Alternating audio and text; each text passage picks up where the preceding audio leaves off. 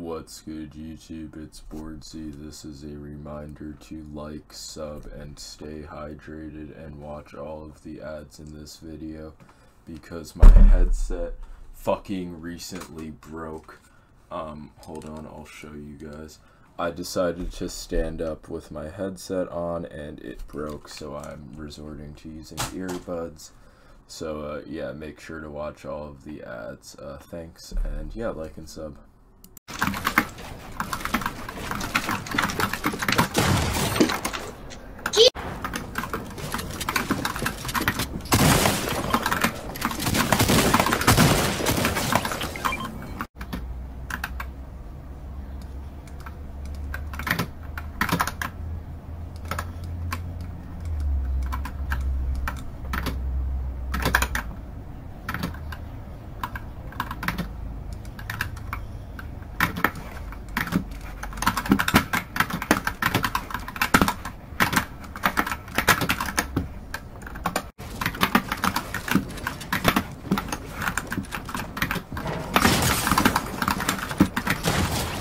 Like a top mouse.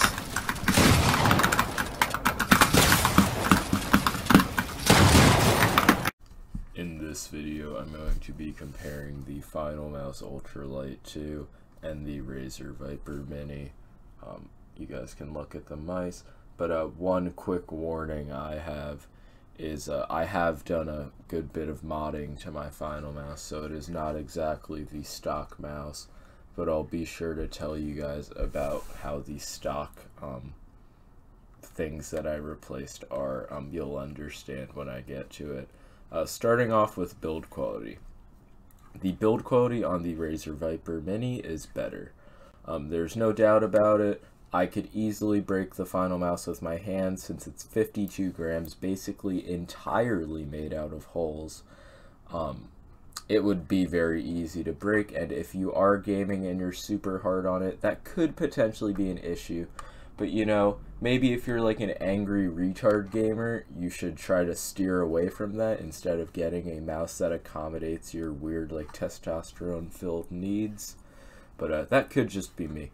But if you need a mouse with a good build quality, I guess you could click off the video and just buy the Razer Viper Mini. Onto the coating and the grip. The Finalmouse definitely has a smoother coating, but it has no paint on it because it wanted to appeal to the Infinity skin, so it is the stock plastic as it gets out of the factory, and it has the skeletal design on the side, which is actually really good for grip. I know a lot of people aren't very fond of that for whatever reason, but personally it gives me a ton of grip and no sweat whatsoever. You will not sweat on this mouse. The Viper Mini, it has a very PBT-like feeling, super grippy, love it a lot. You can sweat a bit on the palm part, as there are no holes, but sweat won't be too big of an issue like it is on the G Pro Wireless or something like that. The main clicks. The Viper Mini uses the optomechanical switches. No pre or post travel. They're a bit crispier than they were on the old Viper, and you can be really hard on them, and yeah, overall pretty solid. The Finalmouse uses Omron 20Ms, but they're super crispy, super firm, and honestly, some of my favorite clicks, like sound and feel wise, they're a bit on the heavier side, but nothing you can't get used to, and no big travel issues whatsoever. Side buttons. Finalmouse has my favorite side buttons because they're super clicky, super light to activate. I love them. They're really good for Fortnite. They're the perfect size. Genuinely love the side buttons. Not a single complaint aside from the fact that they do travel a bit if you push them down and try your hardest to move them. But this will not be an issue in game, I promise you.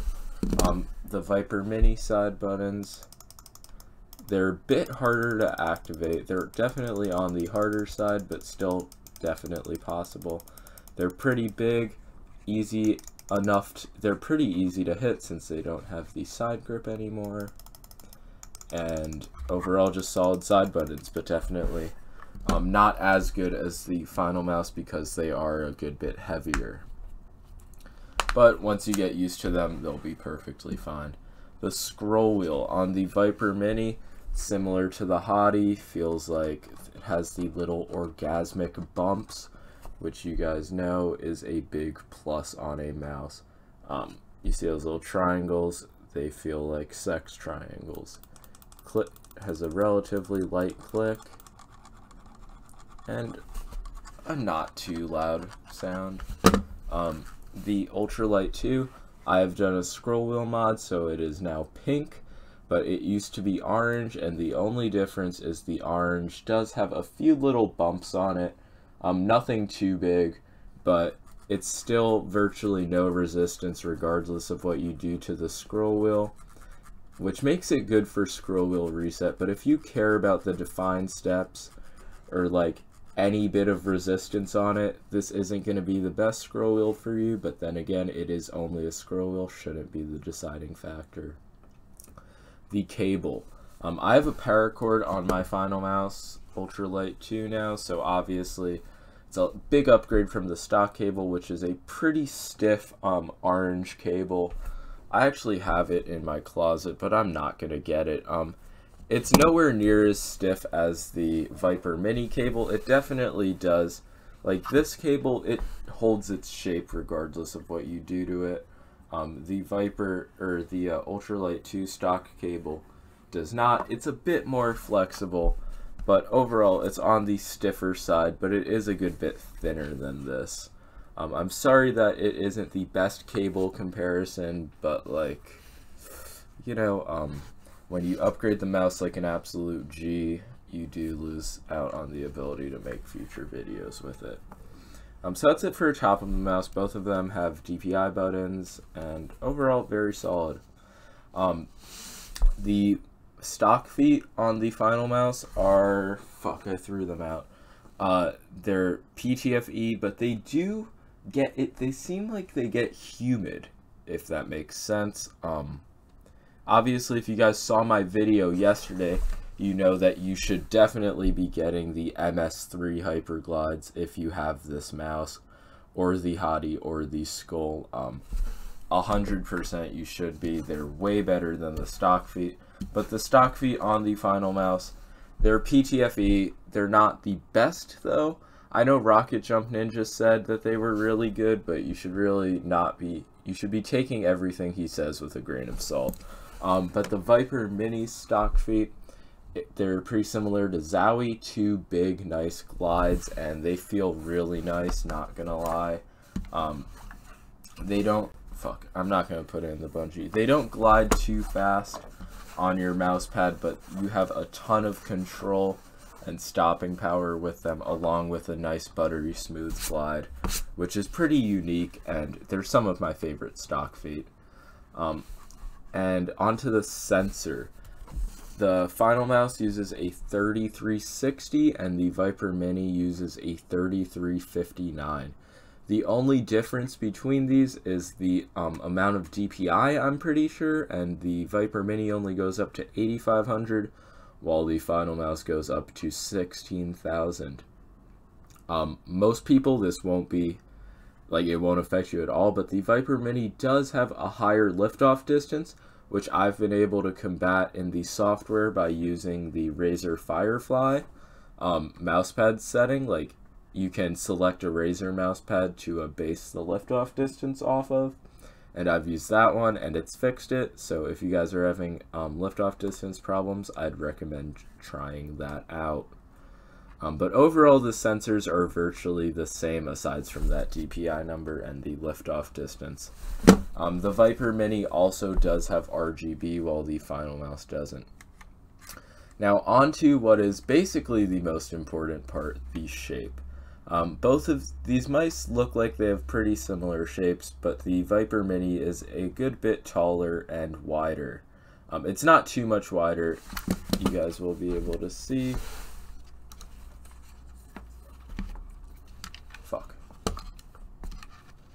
Yeah, so you guys can see the shape right here. The Viper Mini, they're virtually the exact same length. The Viper Mini might be a few millimeters longer, maybe, but it's shorter. The Viper Mini is taller and a tad bit wider. So that means that this mouse is going to be a lot better for people who play a sort of relaxed claw grip, while the Finalmouse is the god mouse for fingertip, but the shape is adjustable due to the infinity skins. So if you want it to be a bit wider on either side, you can make it that. I wouldn't recommend doing it. I'd recommend keeping it as the stock shape, but you can do whatever you want. Keep in mind the infinity skins do add a bit of weight. So when I hold both of these mice, I try to use the exact same grip. I try to play a sort of relaxed claw grip where my hand looks exactly like this. But on the Finalmouse, I find myself fingertipping it, because if I do try to play a relaxed claw, my pinky is basically right on top of my ring finger. Like, this is how it is, and that's just not really comfortable. It gets painful after a few minutes of playing, while on the Viper Mini, my pinky is not on top of my ring finger. I tried to take my hand off with the exact grip I use on my mouse. So overall, I'm not going to be recommending the Finalmouse because of, one, it is a pretty unsafe shape unless you have super small hands if you don't play a fingertip grip, and also it's $120, which means that's 3 times the price of the Viper Mini, and it is not 3 times the performance. It has better side buttons, slightly better clicks, but they're mainly preference, and that's about it. Everything else on the Viper Mini is a lot better. It's only a 7-gram weight difference, so that's not even very noticeable in hand. And for $40, you're not going to be able to beat this mouse. Super good build quality, super good in every regard, and $40, you're just not going to be able to beat that. You're not going to be able to justify paying 3 times the price. You could literally get 3 of these mice and be good like forever if you wanted to, or you could get 1 Finalmouse from Max Gaming. Overall, it's of course up to you, but I'm going to be saying the Viper Mini is way like out of the league in terms of bang for your buck. If you guys enjoyed the video, make sure to like and sub. Sorry for any like errors I made.